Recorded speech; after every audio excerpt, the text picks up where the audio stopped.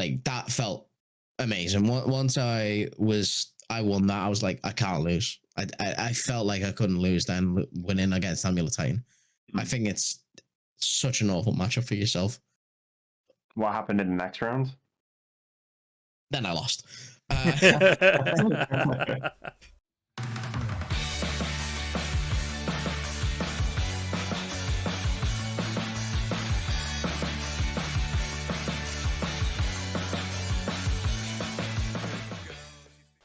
Hello, everyone, and welcome to this week's episode of Battlechads. As always, I'm joined by one of the third to Battlechads, Dan in the corner. Say hi, Dan. Hi, Dan.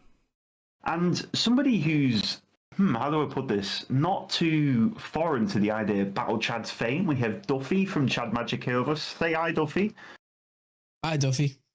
Well, following instructions already. Fantastic start to episode of podcast. Duffy, I'm sure that everyone who's watching this, or at least everyone from the UK, knows who you are, but just in case we don't, give us a little rundown. Yeah, so I am part of the Chad Magic team. I've been playing Magic now since Born of the Gods. I am well known for my ramp decks that I ever play from different formats. As like, for example, we were on here not too long ago talking about mono green in Pioneer, which shockingly that format doesn't seem to exist. But now we're going to talk about a couple of more different ramp decks. Yeah, not only does that format not exist, that deck definitely doesn't exist. I think something got banned. Was it Karn? Yeah. On the Great Trader got banned? It's still alive, technically.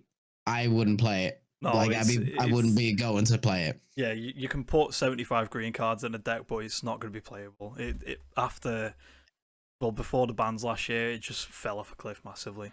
But anyway, we're not here to talk about Pioneer. We're here to talk about a different type of ramp deck, like Sam said, which technically doesn't have a colour, but it's playing basic lands and other shock lands and stuff like that.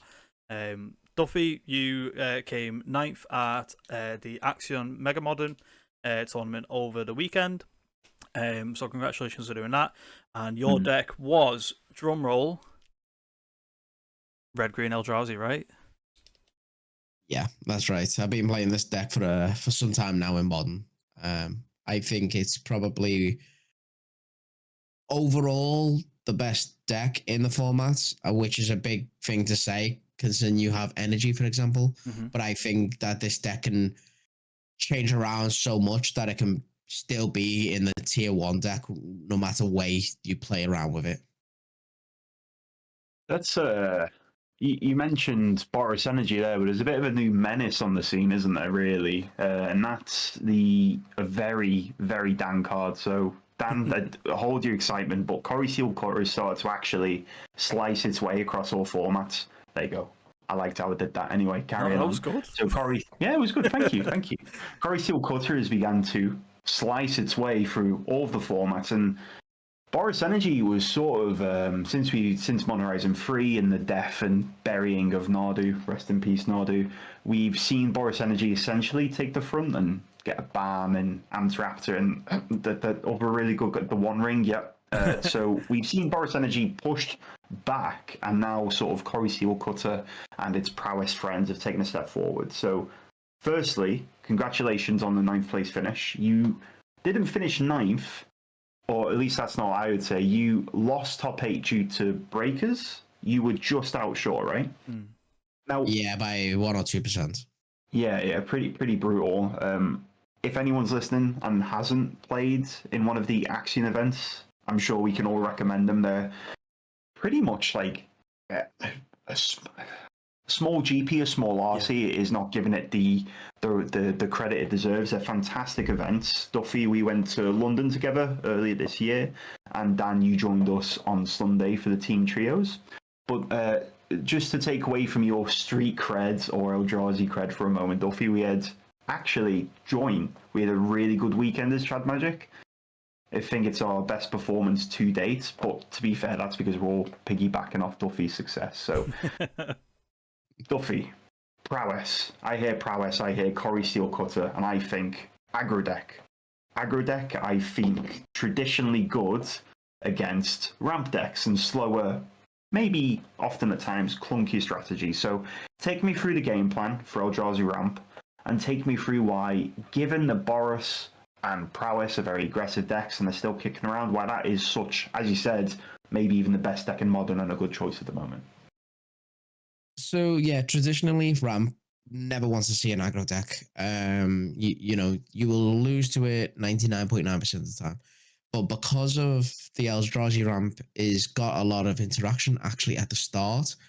Usually with ramp decks, you know, you're trying to get more lands into play or everything like that for 2-3 turns. By then, you're usually dead. But with the Eldrazi ramp, you're able to actually play these cards that are actually making 0-1 blockers. Or you also have a board wipe in Kozilek's Return. All of the ramp and prowess creatures are usually 2 toughness or less. So Kozilek's Return is actually just getting rid of them. You also just have Kozilek's Command itself. Yes, it only removes 1 creature, but a lot of these guys are reliant on synergies. Energy is relying on Guider Souls, for example, or a Johnny flipped. If you're able to remove that off the board, their amount of damage that they can do is significantly less. Same with prowess. If you're able to get rid of the slick shot show off, like that's the card that usually will kill you more than anything else. The steel cutter can still kill you, but they need to set up, and it takes a couple of extra turns. Mm-hmm. So we're not too scared about that. It's still a scary card when it's going, but we have ways as well in the sideboard to deal with that. Okay. Dan, how does...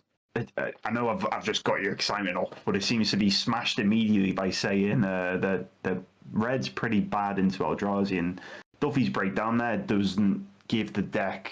Well, the deck is incredibly strong if you've ever played against it. Have you bumped into Eldrazi in Modern yet, Dan? I've played Duffy in MTG testing.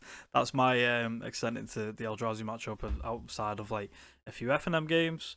Some of the times, like Duffy said, Kozilek's Return can just be a massive blowout. It's 3 mana, instant, deal 2 damage to anything, and it has more relevant text as well. Is it if you cast an Eldrazi with 7 or greater, then you can flash it back and it deals 5 damage. So if you're flashing it back, then you all of your creatures are just going to die, whether you manage to get a prowess trigger or 2 off. Like Duffy had said, a lot of the time is if you play like Corey Steelcutter, and if you have a Mistress Bauble, the new Splinter Twin of Modern, then it can be a bit faster. But it's the turns where if you don't have that Corey Steelcutter, if you don't have a Slickshot Show Off, and you can't be as explosive as you really want to be, then the deck just falls very, very far behind very, very quick. Because by turn 3, what you have access to like maybe 6 mana. So that's so in Micro Spawn kicked, so it kills one of my lands and gets him another land to get him to 8 mana to then untap and cast a Sire 7 deaths. Mono red can't deal with that. Blue's a bit better, like you get Brazen Borrow and some stuff out of the sideboard. But even then, it's a very, very hard matchup. They've got lots of cheap, efficient threats, and they just cast big, massive creatures that block everything. It's pretty scary when you put it like that. Yeah. I have to admit, I'm doing a bit of pretend, Duffy. You've actually sadly rubbed off on me a little bit, and I've actually picked up Eldrazi in after your Trail of Destruction through Zendikar. I've actually picked up Eldrazi and given it a couple of runs, and I really agree with what both you and Dan are saying. I think if you've listened to the past couple of episodes, we've had Stanley on to discuss Mono Red, which was, I suggest listen to if you haven't. Great episodes. I really enjoyed that discussion. But one thing we spoke about was that these strong aggro decks have actually started to operate in a wave function. So it's can you enter wave 1, which might be Dragon's Rage Chandler, Slickshot Show Off, as Duffy mentioned, or Guide of Souls, Ocelot Pride. And then if you deal with that, well, right, can you answer my second wave, which is Corey Steelcutter, it's Flage, blah, blah, blah, and it goes on. Duffy, how do you feel about me saying this? Because this is quite a strong statement. But I think Eldrazi is one of the only decks in Modern that can actually match wave for wave these aggro decks. It's really good at doing that, right? Yeah, I would tend to agree because you're able to, for example, like you said, get rid of wave one, Kozilek's Return as an example. And then wave two, yeah, you bring out anything else. You're able to then play your big guys. So you've got your Worldbreaker, you've got your Devour, you've got Emrakul technically. Yeah. Was able to do Emrakul F&M literally with 2 lands and 1 Scion because my mill player decided to mill me. By the way, that's a great thing. But like you're able to do this stuff very, very quickly. Like Emrakul might cost 13 mana technically, but most of the time you can do it on turn 4 or 5. Yeah. So if you're able to get these big guys out, especially with the aggro players, they can't really deal with it. They can't get it off the board. And if they can, then it's usually cost them a lot. For prowess specifically, it's like nearly unbeatable to beat any of the big guys. For energy, it's a bit easier for them with Static Prison. They can, just Static Prison their creature and then carry on. So there is a little bit of leeway on that, but they've kind of gone down a little bit on Static Prisms lately as well, which doesn't help them in this matchup. And Modern is... Boros Energy is a prime example, and I promise we'll move off Boros Energy and Prowess at some point, maybe when the deck stops being good, but it's not my fault.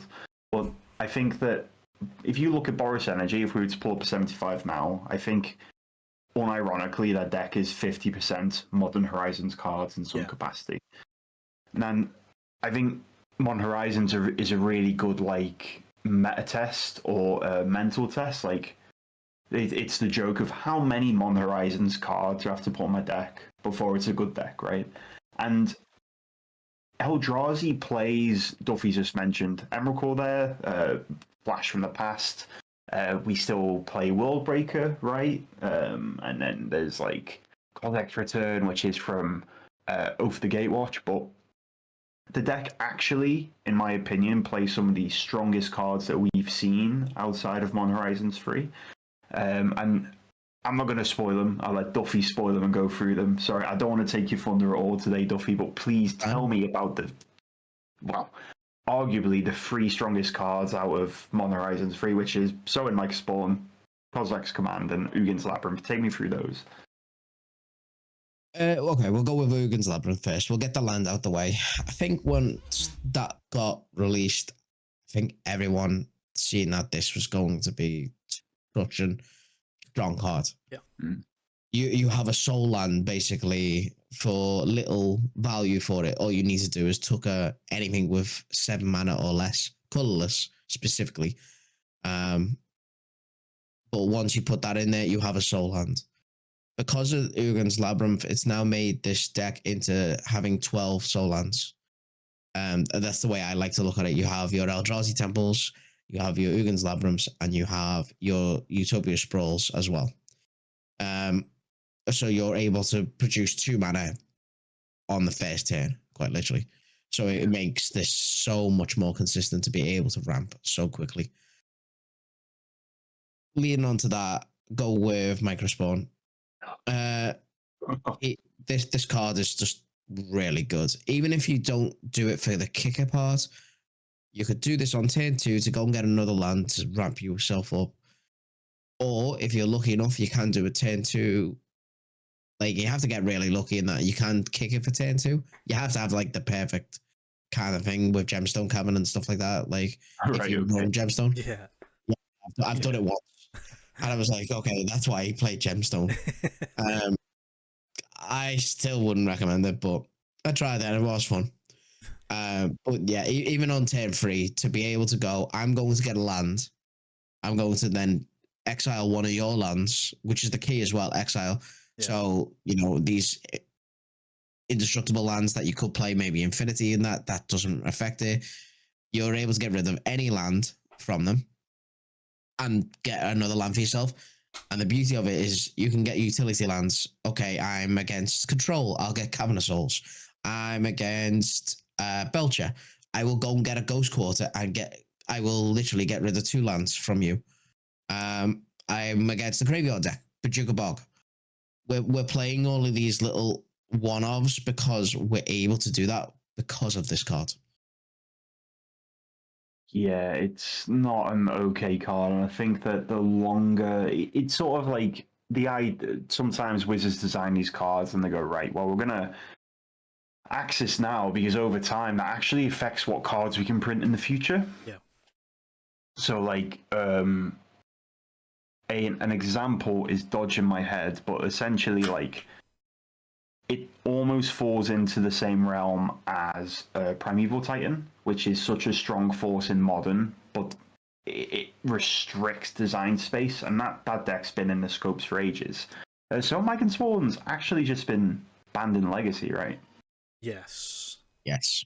Yeah, well, because that itself speaks absolute volumes. It's an insane card. I can't see it going in Modern. Like, I think it is too strong. It's the pendulum swings that it creates, right? Because the really important numbers in that deck are 2, so you can cast your Talismans, your Rumbles, and then it jumps up to 4, so you can cast your Arriving Chrysalises, and then Chrysalis puts you up to 6, so you can kick your Micah Spawn, and then Micah Spawn is Duffy so can grab a utility land of some variety, or you can just get a Temple to put you to 7+. The curve is a bit weird on paper when you look at it, right? But it actually curves out beautifully, and a big pillar of that curve is so in Micah Spawn. Yeah. Yes, definitely. So, nightmare creatures aside, talk to me about nightmare kindred instance. What does Kozilek's Command do? Everything. I think this is the most strongest card. That is definitely one way to put it. Yeah. Thanks for watching, everyone. Yeah, thanks. Everything. This card does too much. Like, I think if they made this card so choose 1, it'd be still strong enough. Yeah. But, you get to choose 2, so what do I know, Wizards? Sorry, Duffy, so yeah. just before you go on. So we're aware that we're reeling off all of these really good cards, and we're not exactly going into loads and loads of detail as to the oracle text of the cards. The list that Duffy was playing in Axion over the weekend will be linked in the description and the show notes. So if you want to listen along and look at the cards, I mean, if you're playing Modern, you should know what all of these cards do anyway. But just in case you don't, and you want to get into the deck, the cards are all down below, along with his 75. Sorry, Duffy, please carry on. No, that's fine. Yeah, Kozilek's Command. Like I said, it has 2 modes. Oh, you get to choose 2 modes. 1, make more mana, which in a ramp deck sounds great. That is probably one of the most common ones that you'll do. Next one is scry whatever the X amount is, and then draw a card. So you start digging through your deck. Next one is probably the second least. I'd say the top 2 are definitely the drawing cards and making mana. The other one is exiling a creature for X or less, whatever the mana cost of it is. And the least that I'd say you do this a lot less, but it's also fantastic in the certain matchups that you need it. Yeah. Exiling graveyards. Like some matches, gotta go's Vengeance. It's like, I will bring back a Grizzlebrand or a Traxxas. Nope. I will make sure that you don't do that, and then I can carry on my plan. I'll exile it, and I'll also start making more mana, for example. Yeah, and it's just the way that Kozilek's Command is actually designed fundamentally is like really interesting, because if it targets a creature or a card in a graveyard or anything else, there might be some play there where you can kill your own creature in response, prevent the card draw and the scry. Each mode on Kozilek's Command targets, so regardless of how you interact with Kozilek's Command outside of countering the spell, even if one of them doesn't happen, the other ones still have a legal target and they resolve. It's not even from a design point, the card's very strange, and that's strange and unique. And typically, when a card's unique like that, it's just through the roof in power, versatility, and it's even a kindred instant. Apologies. So if you are looking to ramp out your Emrakul's quickly, it counts towards 2 types. And when you start getting Kindred and Instant in the bin, and and Enchantment in the bin with something like Malevolent Rumble, the deck gets silly, right? Yeah. Yeah, I think as well the problem is that they also put it as a Kindred, because what else helps with it? Eldrazi Temple. Oh yeah, like people forget about that part. If it was just a normal instant, it'd still be played, but it wouldn't make this deck go over the edge with the Eldrazi Temples. Like people might not even play Eldrazi Temples as much, or wouldn't feel as needed. It sort of helps with the Kindred, like with Cavern of Souls, right? Because with every deck that possibly can pack in 4 Consigned Memory in the sideboard, if you, like you said before, go get one of your Silver Bullet lands, and that being a Cavern of Souls, then it means that you're possibly game-winning Kozilek's command. I'm sorry, I always get that return and command mixed up.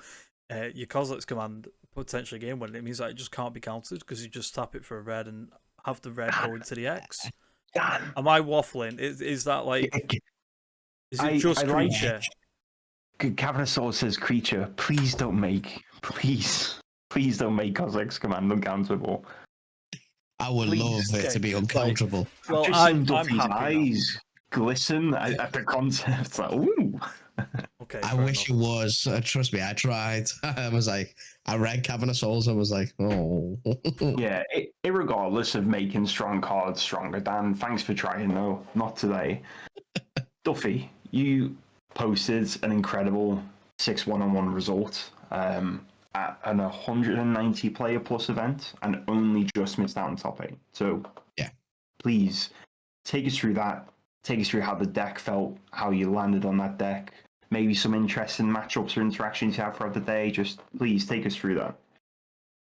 Yeah, so as we were talking about, I kind of wanted to see Boros and Prowess and stuff like that. They're my normal matchups. I was quite fortunate for round 1. I actually had Boros Energy, crushed that 2-0, nothing spectacular of that. Then I started getting a bit more interesting matchups. So the problem with the red-green Eldrazi deck, it's not got an amazing combo matchup. Majority of the time with combos, we really struggle. Yeah. So round 2, I had Affinity. So it wasn't too big of a deal. But then round 3, I got Blue-Red Storm. It's quite interesting. He was using Stock Up and Baral. Like, I haven't seen that in a long time. Gifts Ungiven. Yeah, it felt like very old school. Old school. Wow, Yeah. Storm, which I loved, though, to be fair. And he was including the new cards like Stock Up. And I was like, okay, I actually kind of respect this. Stock Up for 1, please, dealer. That seems pretty good. Was able to win that. Like I said, we have a lot of sideboard hate for the combo matchups in our deck. I then got to play in round 4 against Hammer Time. Boros Hammer Time. Old school again. Which you don't really see too often. I didn't know what I was playing against. I knew the competitor was Alex. He was actually playing previously in the Invitational as Red Green Eldrazi himself. So I was like, oh, maybe it's the meta match. And then I seen Sacred Foundry, Cigar the Zade, go. And I'm like, oh no, I'm in trouble. Oh, sorry, I played the Ornithopter as well. I'm in Might trouble. Might still be Eldrazi. Yeah, I don't think so. Okay. So I actually was. So I had Kozilek's command in my hand. I was like, he's gonna put a hammer on this on Ornithopter straight away. So I was like, okay, Ugin's Labyrinth, took on there something, go. All right, next turn. Put a hammer.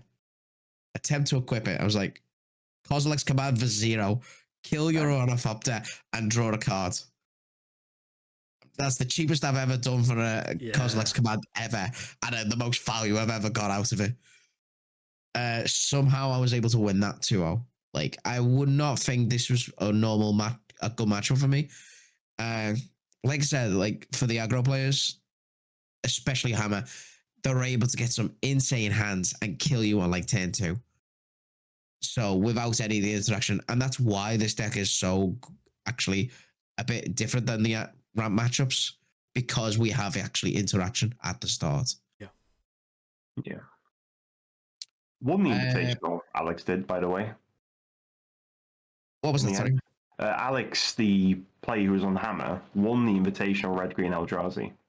Did he actually win the whole thing as well? Yeah. That means you're now the invitational champion. Congratulations. That's how that works, right, Dan? I think so, yeah. I'll take that. All right, okay, yeah, cool. Carry on. Sorry, Duffy. No, that's fine. Round 5, I was against very good Magic player, ArcheToter. He was on Black White Bing. This was turned into my draw unintentionally. I think we both knew that I was going to win turn 6-7, but he wanted the draw. Shockingly enough, he didn't want to take the loss. I asked. That was it. The matchup was a very much of a grind fest. It's a fun matchup, isn't it? It's a very interesting matchup. Yeah, you have to respect a lot of their stuff. You just have to sometimes go for it as well, or try and bait, depending on the situation. And ArcheToter is an incredible player, right? I know he's not as good as our Duffy, but he is really good, to be fair. I think, is there a Mega Modern he's not top 8'd? Not that I can remember, if I'm honest. So that's really says something to you. It's crazy, yeah. And he's still top 8'd this one as well. Yeah, very true. So, just at this point, right, that was your round 5, did you say? Yes. So, you're 4-0, and you've just gotten a draw unintentionally against one of the best players in the UK, but if you give yourself 2 more turns, which, it'd be nice to have, but it's just not how it works, you would have won. What are you feeling in that moment? Honestly, I didn't have much time to think, because we were literally the last round. So it was like, right, okay, the next round straight in, and I was like, right, okay, I didn't even have a time to go to the bathroom, if that makes sense. I was just focusing for myself. One thing I really know for myself, I like to goof about and stuff like that and have a good time and that, which I think is important for the game. It is a game after all. Yeah. But when it came into this tournament and that, I was like, right, okay, I'm gonna actually focus and play the game. Still gonna have a good time and that, but I'm really just gonna put my head down. And I think that made a big difference for myself. Yeah, try and usually help this game. Yeah. Sorry. No, that's I think that's, and to be honest, whenever I finish my games, I didn't do too well, but whenever I finished my games and I was like, Duffy's still playing, and basically sprinted across the convention hall and I always sat right next to you and just watch what you're doing. You do have a great balance of being able to have fun. I've never had fun in my life, so I'm like pretty jealous of this. But you have a great balance of playing while having fun. And it was lovely to see, and I think that when your deck's being nice to you, you're playing well, and you're having a good time. That's like the holy trinity of a good Magic event, isn't it? Yeah, I mean, like, I as an example, like, I believe Stefanos was behind me, shaking his head as I missed lethal against Alex actually on Boris, because I had Bolton in my hand, and I had an Emrakul out, and he was on 16. But I'm not used to actually going bolt to your face, because you never do that. Usually you remove something from somebody.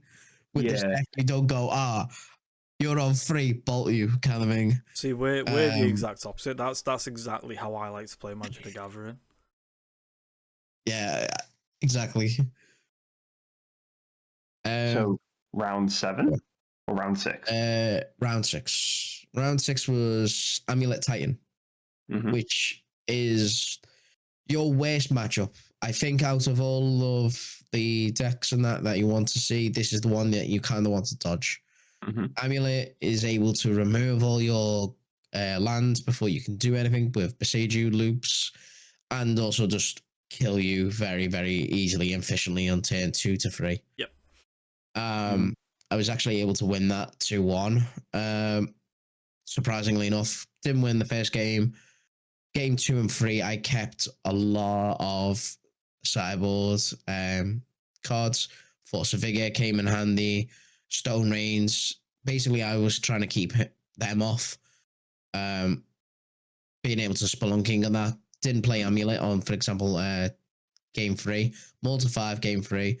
I kept a 7 with Stone Rain and also Force of Vigor. Didn't play Amulet, so I was like, okay, you're on the Spelunking way. I'm going to Stone Rain you. I'm going to make sure you do not have this free mana for a while.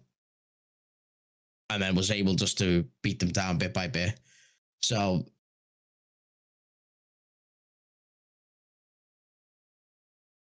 like that felt amazing. Once I won that, I was like, I can't lose. I felt like I couldn't lose then winning against Amulet Titan.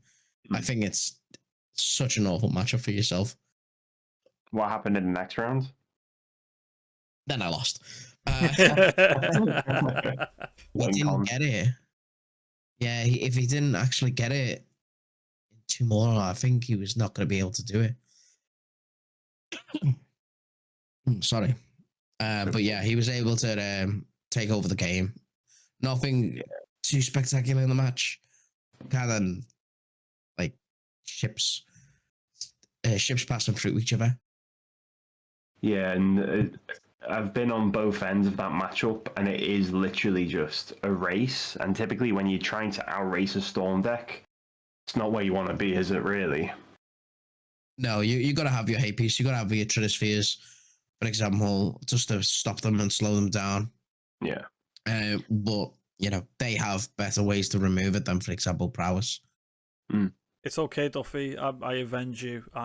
I beat Alexander Gardner-Brown in mine, Sam and Josh's team trios match. We were both playing standard, so I've avenged him on your behalf. So, you know, thank me later or now, preferably now. Thank you, Dan. You're welcome. Can somebody thank me, because I lost really hard in the team we're not trio. thanking you. We're not thanking you, and we're not thanking the sealed pool that we got. And it's all This is the first time Josh has let me out the basement since Sunday. So thanks Josh. But no, that sealed put. Who was I against in the sealed seat in that team, Dan? Do you remember who it was? Shyman, Steve, I don't know. No, it'll be Sean. Oh, Sean. yeah, Sean Goddard, that's the one. I mean, probably the strongest UK limited player who does all of the World Council limited sessions. briefs, yeah, I lost pretty hard there. Yeah. So no thanks for me. I mean, like, he did praise you. He said you couldn't do anything more with your pool. Showed him a pool. You clearly done what you need to do with it. Yeah, lost. Sean, hi Sean, of battlechads fame themselves, even though he doesn't need the extra fame. Lovely team to play against, actually. Yeah, definitely. Yeah, even though they're much better than we'll ever will be. But I just want to point out that Alex Gordon Brown, he's basically top 8 at every Megamon as well, right? I believe so. Or missed once. He's done a lot. Really well. So you have not had an easy gauntlet of players, right? No, like, honestly, up to like round, I would say round 4 onwards, I had tough opponents. My Amulet Titan is Leo Low, who is another very good player. Yes. MP9, yeah, great team actually. So literally didn't have an easy round all day. Yeah, I think ironically enough, my round 7, sorry, not my round 7, my round 8 was a bit. I don't know this person and that, so like going off that, I would have said easier, but still, I wouldn't have, because they were at this time 5. They were 5-2. Well, they were 5 because I beat them. So they were 5-1. So they were still doing, incredibly well. So you can't say that they're not going to be not good. You've just spoiled it, but you beat them, right? What were they playing? They were on prowess, right? They were on prowess, yes. Once I got the wind of what I was playing against, I was like, I was screaming the world, I've got to win this. Yeah, and I just rushed off to it because I knew it's like the matchup I've been wanting to play. Crushed it 2-0. Like, I was really wanting to play it, and I was like, want to know it. Plus, I think a benefit of knowing what to play, I couldn't mulligan correctly game 1. Yeah. I think that's why it should be open deck lists as well, so that things like that doesn't happen. Benefits me, but not my opponents. Yeah, I like that. But yeah, like, I will take that advantage while I can. Was able to win that 2-0, and then it was just hoping for tiebreakers and that, and then unfortunately, a couple of percent I didn't get it. So at this point, you were, is it 5-1-1 or 6-1-1? 6-1-1. 6-1-1. Right. I mean, even then, like, playing 8 rounds of Magic against very, very good players and only losing 1 game. Same, really, really good run. Yeah, losing 1 game against your worst matchup in the room is like, even though you've already beat it once as well, that's like, sound. I'll take that loss. You know, that's not. I think when I look at the matchups that I had, if I had it on a different day, for example, I would have lost on average about like 2 or 3 of them at least. I would have lost both Storm, likelihood. Would have lost the Amulet, but definitely lost the Amulet. So like to be able to get that run was amazing. Just the same matchups that you just don't want to see, and I seen them. And I was like, what the hell? Like, why am I getting all of this? But you just get on with it and just carry on. Just keep winning, easy peasy. Yep. Yeah.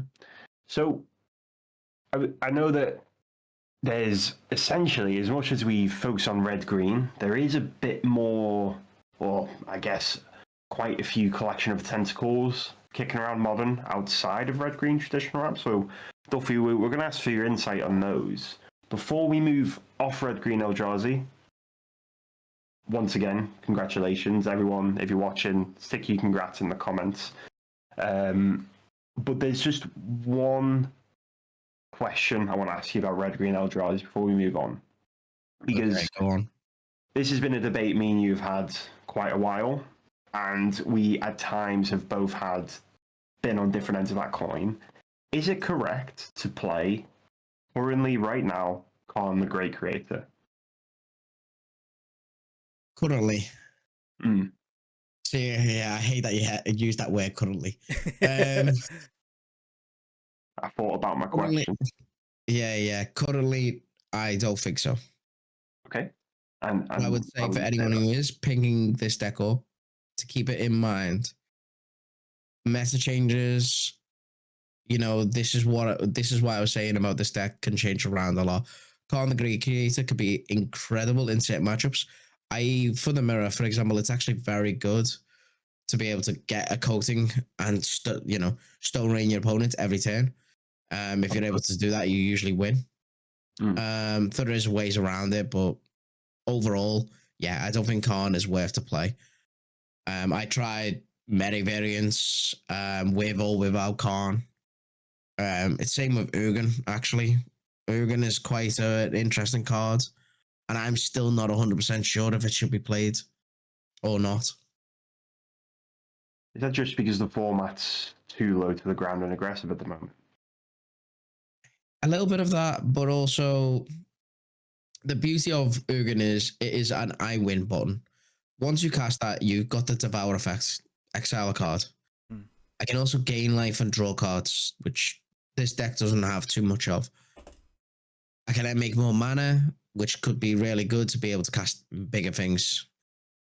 But once you ult Ugin, it's over. Like, you're going to bring out an Emrakul, you're going to bring out Devours, you're going to bring out World Breakers. You'll have quite literally an Eldrazi army. It's no one's going to beat that. Yeah. So it's incredible for that. The only problem is getting to 7 mana most of the time, easy. But with Eldrazi temples, it makes it a bit more difficult. You're doing it with actual mana. So it's not often that you're doing this turn, say 4, you're more likely to do it turn 5 and 6, which makes it a little bit slower. Yeah. So Like that. whether it's correct to be in here, it's incredible. It's really powerful when you have it out.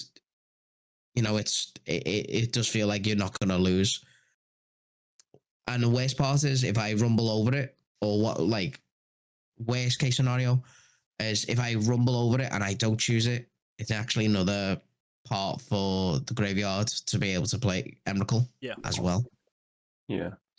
I shout out to Ugin, the only game of Modern where I've resolved an Ugin. I won. Thank you, Commandeer. Very cool. It was good fun. Ultra Exiler Permanent. Woo! Let's go. I think what you were saying about Eldrazi Temple not being able to cast Ugin is actually the perfect segue over to what other decks are playing. Big scary Eldrazi's, and also possibly some amount of Ugins in the main board as well. Yeah. So how much mana is Ugin, Dan? 7. 7. That's relevant for something, right? Some set of lands, maybe. Yeah, I think not mountains, man. Not mountains. I think 7 basic forest is good enough, right? Yeah, it's pretty good. Surely. No, so something I used to play all the time. Yeah, something Duffy used to play. Obviously, 7 mana and it's colorless. The sort of ongoing theme with recent sets that everyone gets dead excited for whenever Wizards of the Coast print a new colorless 7 mana thing of like planeswalker or creature or anything. It's like, oh, can this go in Tron? Now, Tron is famous for playing 3 different lands. You've got Urza's Power Plant, Urza's Mine, and Urza's Tower. And when you have one of each of those on a battlefield, it taps for a combined total of 7 mana. So you can get these 3 lands out on turn 3, and then you can then play an Ugin, you can then play a Karn, follow it up with whatever cards you grab from your Karn board. You can get so much stuff out of these 3 lands. So Duffy, you've mentioned you used to play Tron. You used to have it foiled, fully flexed, expedition worm coils, the whole shebang. Why have you forsaken your love to Tron to play this this new one? Like what was your reasoning? I think I'm sort of getting at anyway. One, I defoiled it. No, that wasn't the reason. The reason, the genuine reason is the problem with Tron is it dies so much to land destruction, way more than the Eldrazi ramp deck. The ramp deck can survive, for example, a Stone Rain. Whereas if you do that with Tron, most of the time you're not able to cast anything. You are relying on them 3 lands to be able to go off and play any of your big stuff. Which, don't get me wrong, if you're doing that, nothing's stopping you. Like you're able to do that so consistently, and that. But if, for instance, somebody's able to just Stone Rain, Blood Moon you, Blue Moon you, Micro Spawn as well. I mean, they play it as well because obviously it's another way to get land. But it's so much harder for them to have the green source, for example, as well. It's got a bit more inconsistency, definitely, than the Eldrazi ramp decks. Yeah, and I think that an important distinction to make is like Eldrazi ramp plays like a ramp deck, surprisingly enough, but the Eldrazi Tron deck almost plays a lot more like a mid-range deck. Which, sure, instead of Tarmogoyf, you're casting 7 mana 7/7s with 7 abilities, but it does play much more like a mid-range deck where it's trying to keep pace with the opponent in a different way. And I do think it's important to make the distinction that Eldrazi Tron is a much better Karn the Great Creator deck at the moment, isn't it? Because it can do a lot more with that 7 mana, which is 4 for Karn, 3 for whatever sideboard piece you want to find. Importantly, Bridge is pretty relevant at the moment. Not a bad card. Not a bad card at all. Trinisphere, also a good card. Yeah, and there's some really good Eldrazi Tron guides online, isn't there, Dan?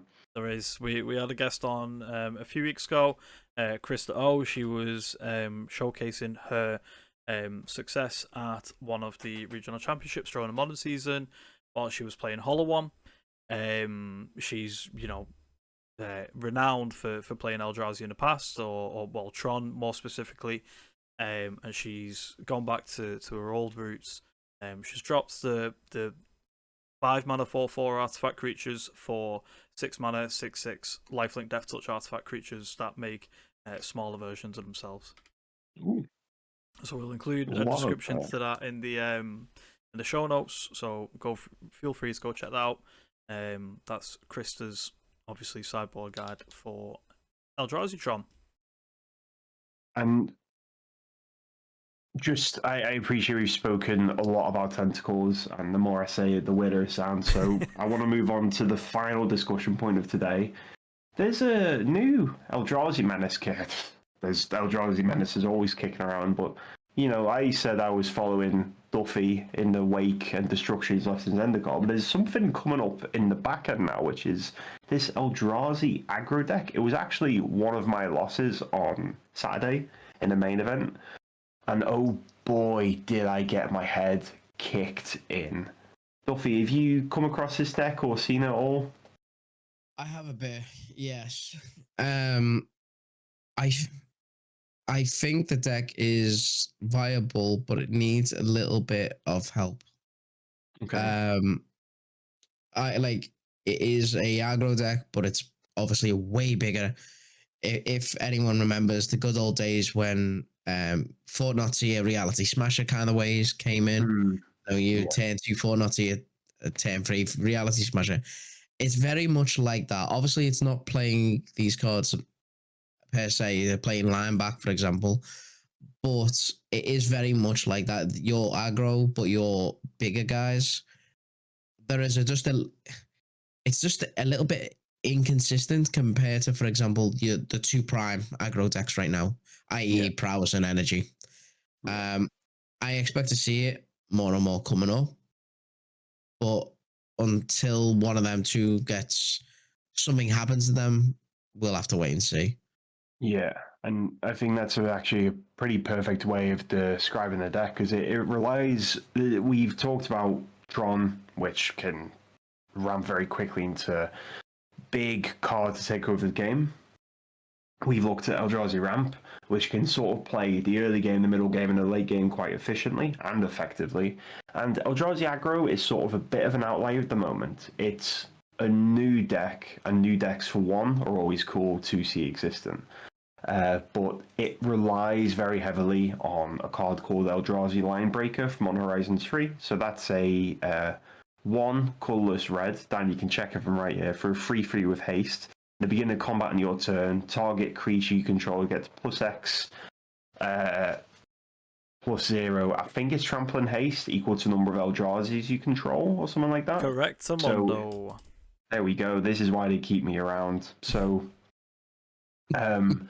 it plays at the Herald's End as well, which is a 2-mana Eldrazi spells that cost 7 or less, cost 1 less to cast, and it pumps away Eldrazi for 1. So it sort of plays this like much more to the ground, let's attack face. And we've talked about how Eldrazi Tron is very weak to a Blood Moon or Harbinger effect. It's basically lights out for Eldrazi aggro if you get it on the right turn. Like, it's really brutal for them. Yeah. But Eldrazi Linebreaker is incredibly impressive. As I said, I played against it and my games weren't close. They knew it was on Belcher, and both of their Devourers found Cavern of Souls, which is just heavy, must I say. So they had turn 1 Cavern of Souls both games. Brutal. And then in my last rounds, when I was playing against Mono Green Eldrazi, which was a Karn the Great Creator ramp variant, to my left there was an Eldrazi aggro player as well, and it looks terrifying.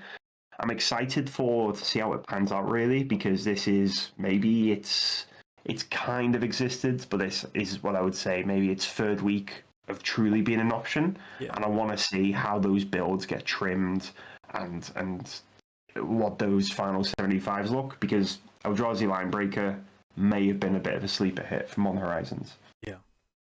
Duffy, I don't know if you remember, this was before I joined the Jam Magic team. So in one of the local game stores that me and Duffy used to go to, I still go to it on a regular basis. In the group chat for that shop, I was toying with red green Eldrazi aggro, and it was running Eldrazi mimics, sort of a bit of a flashback to the Eldrazi winter of Ayavugan way back when. So it's running like Eldrazi mimics, the line breakers, Fortnightseers, reality smashers, and I think it had like World, what's it called, World Ender, the Endbringer. That's one. Thank you. Endbringer. Had like cool that card. as the sort of like the top curve.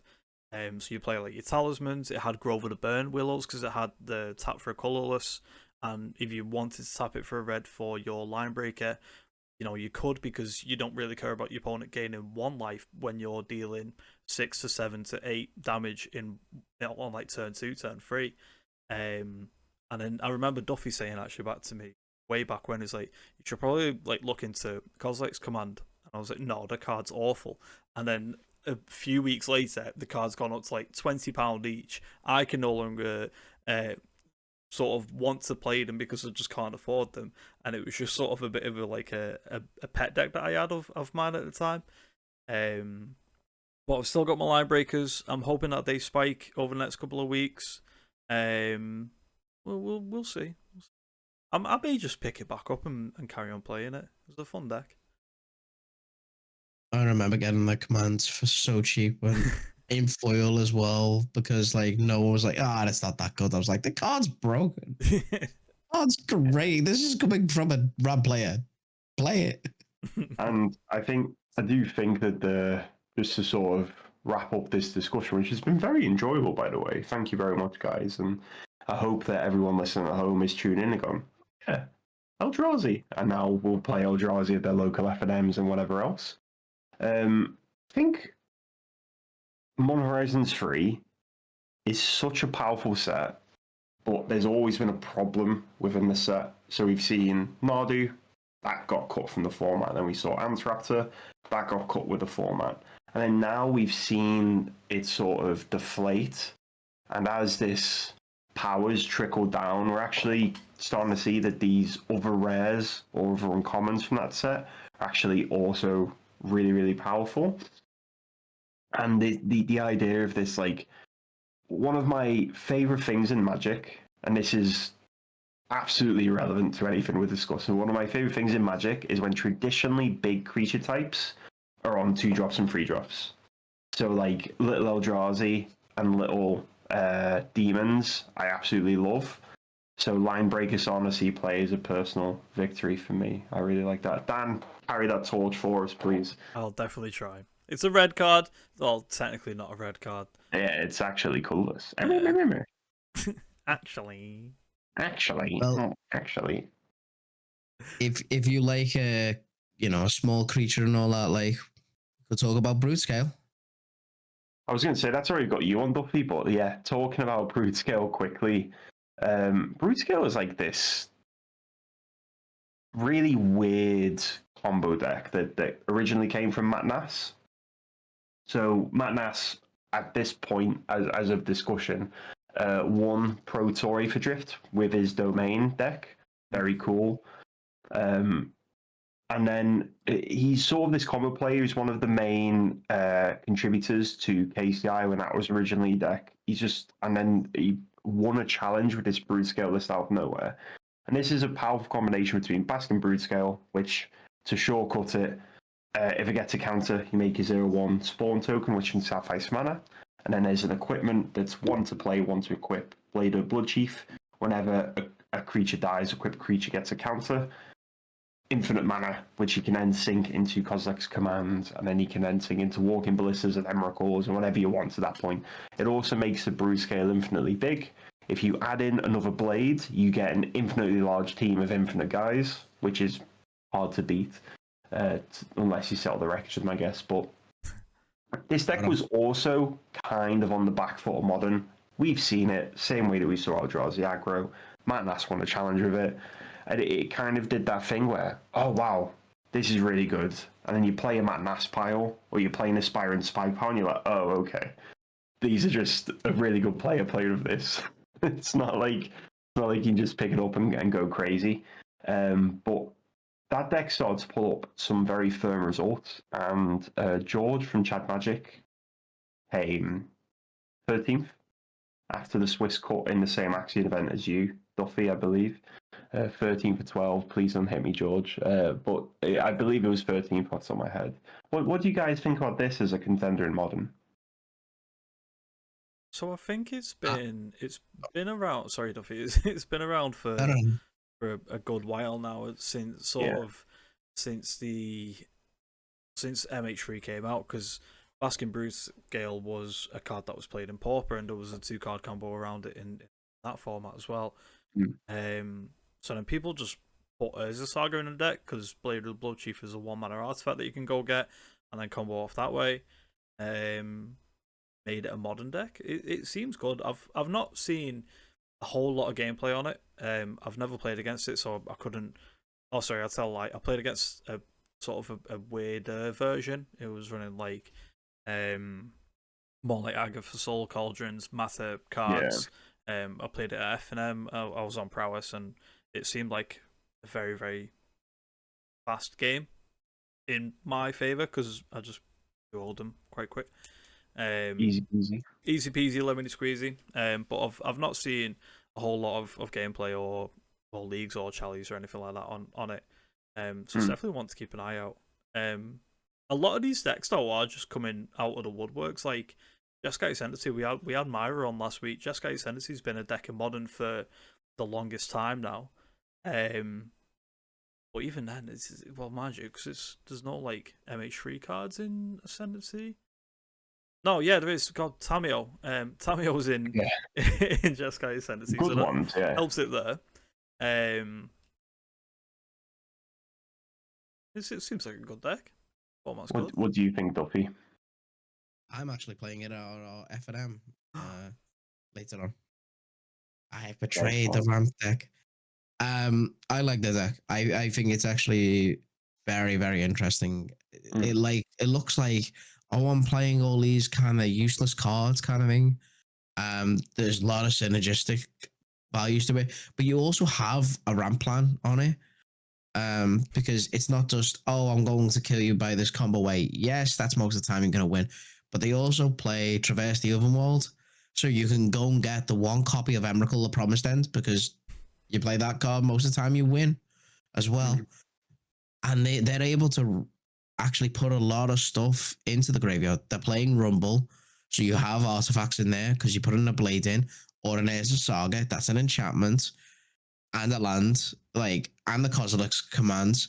So it's getting, I like it because I'm like able to do ramp stuff that I like to do, but I also have this combo kill. So I want to try it out a little bit. I don't think I'll stick with this deck, but I do want to learn it because I think this is going to be a deck that's going to stay a while. I don't think you're going to have a very good matchup against the energy or prowess piles, but I think you'll have a better matchup in your other matchups, like the ramp decks, the Belcher and that, anything else like that. I could be wrong. I'm very new to the deck. I'll find out on F&M if I'm right or not. Yeah, it's definitely a potent pile, and it's actually very similar to the point that we hit on with Eldrazi aggro and the fact that we are figuring out the 75. This is like the best point to play any new deck to try and figure out what's good and what's bad. I played an RCQ in Huddersfield, finished 4-2. Both my losses were to Brute Scale. Very swift reminder that a deck is strong and a deck is playable. They were not close games. I got my head kicked in. I got to a winning and I was like, right, I've got this. And then they were like, Brute Scale. I was like, I do not have this. this is a pretty hard matchup. I really like Brute Scale existing. And again, these new decks coming out the woodwork probably suggest a healthy format. I think Modern's actually in quite a fun place at the moment. Yeah. But it's also that it's not just it can be a bit of a love child sometimes. One deck's like, no, my deck's amazing, please don't hurt it. Whereas no one else is playing it, and sure, your local mill player's happy, but it's never going to win a challenge or a GP or spotlight. Apologies, but this brood scale deck has actually just stepped out of the shadows to put numbers up, and I think that it's definitely worth keeping an eye on. It gets to play what I think is the strongest card from On Horizons 3 that does not yet have a true home, which is Glaring Fleshraker. That card is obscene. In multiples, that card is lethal, like incredibly lethal. Glaring Fleshraker is a crazy card. 2 and a colorless for a 2/2 Eldrazi, believe it or not. And then whenever you cast a color spell, you make a 0/1 spawn token, and whenever a colorless creature enters, a target or each opponent, I can't remember which one, loses a life. So if you have them in duplicates, all of a sudden in one turn you can drain somebody for 3/4. Kozek's command makes a guy, and if you choose guys as the mode, you can drain them for 4, 5, 6. It turns into a burn spell. So Glaring Fleshraker is a card that I've played one bad deck with, and I was like, whoa, this is sick. It was 71 cards plus 4 Glaring Fleshrakers. So well, the card's really cool, and I'm excited to see how it develops moving forward. Yeah, definitely. Like I said, Modern's in such a good state. I'm not usually the biggest fan of Modern. Prowess is a good deck in Modern, so naturally I'm going to play that list. But it's, these Sam and Duffy will know, I've been looking at Living End. I'm not going to go into too much detail about it because I'm just cautious on like how long I've been recording. But it's just like the fact George that would be so proud of him. You what? Sorry. George would be so proud of you. Oh, he would. He would be. But it's the You fact got to that tell it off though, didn't you? Oh yeah, I did. I mistakenly put a message in the Living End Discord saying, "Does anyone have any content that I could maybe watch and consume while I'm trying to learn the deck?" And then George is in that Discord. He screenshotted my message. He's like, "Why have you just gone to the Discord and not just come to me? I'm the Living End player on the team." So I was like, "Oh yeah, sorry, George." But it's the fact that you can play these decks that were once S-tier decks in Modern, obviously without Violent Outburst. Without Violent Outburst, the deck's not as good, but it's still insane. So I'm picking it up. I'm learning it. It's a complicated deck. The floor's low. It's just a reanimated deck, but then the ceiling is just so high where you can just, if you misplay or if you miss sequence or anything along them lines, then you can just lose the game outright. Yeah, very true. You should live and end once there are creatures in the bin. Yes. And your creatures have pay 1, draw a card, put them in the bin. Yes. Complicated stuff, Dan. That's actually, the flaw, yes.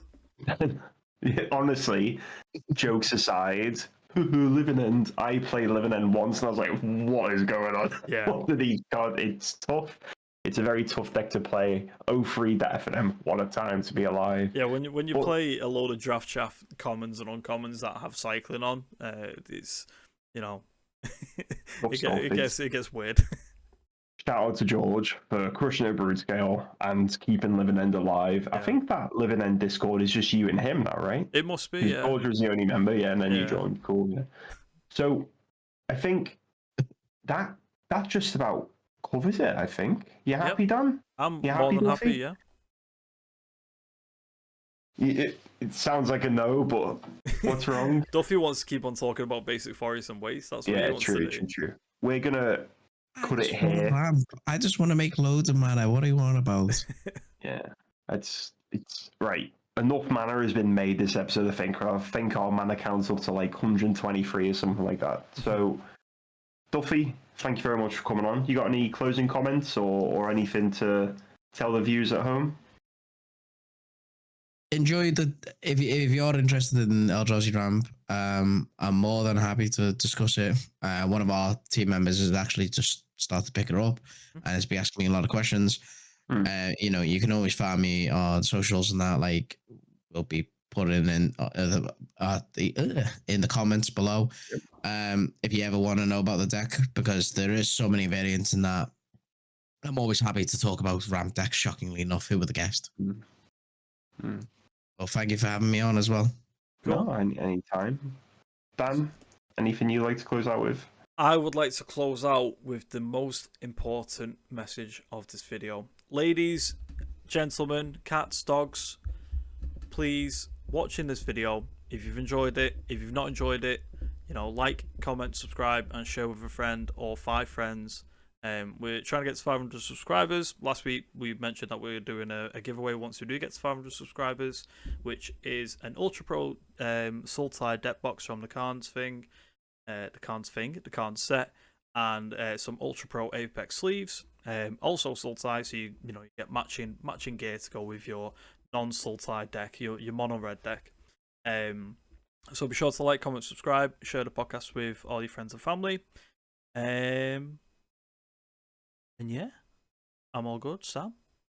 Yeah, perfect. We will see everyone next time in round 1. Duffy, you'll be sat at the top table, so we probably, me and Dan are pretty rubbish at Magic, to be fair, so maybe we'll catch you at some point, but thank you very much for coming on. Dan, thanks for co-hosting, and everyone at home, accept Emrakul into your lives. That's all I want to say. Awesome. Thanks very much, everyone. Take care. Bye.